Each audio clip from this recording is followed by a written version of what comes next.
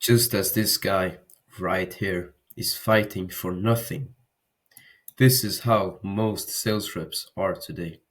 So I decided to create a lead acquisition sales process that fights lazy sales reps.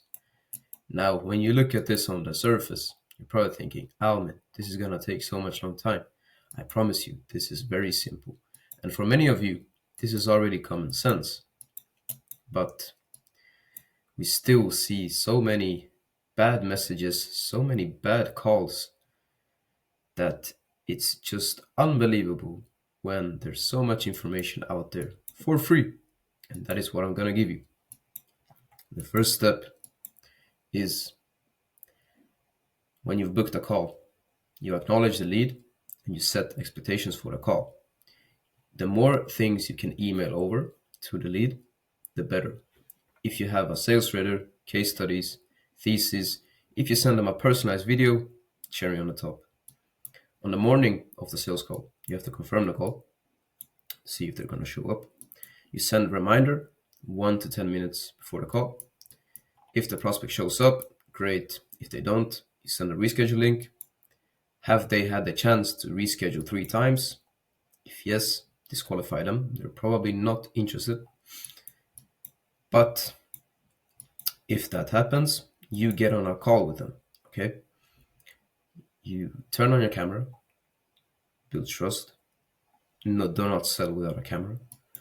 You start introduction, get pace, and get control. Then the next step is to gather information using qualification questions, because you have to see if this is someone that you or your company or whatever who you're working for, if they can help them. So does the prospect qualify? If they do, move on. If they don't, disqualify. Then you acknowledge the situation, you ask permission to explain how you can help them, so your thesis, you give a quick overview of your thesis and your unique selling point. Then you move on to introduce your case studies, track record, who you worked with, who you helped, briefly explain the background story or origin of your company product. You walk through the thesis, mechanism, end states, you provide proof. If they buy into this, you introduce your solution and clearly explain the features for them.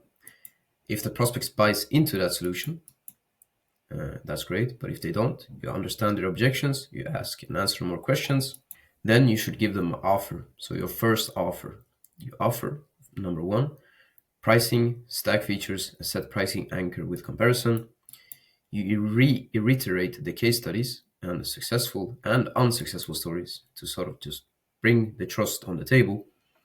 Then you give an action plan. You articulate a specific end state, so you show them what you will do in your process.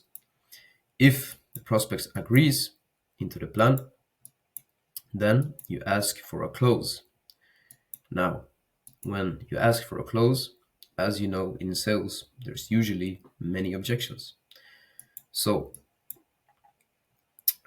if the prospect just decides to, oh, well, this sounds very nice for me, I like this, you guys will help me, this is perfect, then you move on to this, which we'll go through later.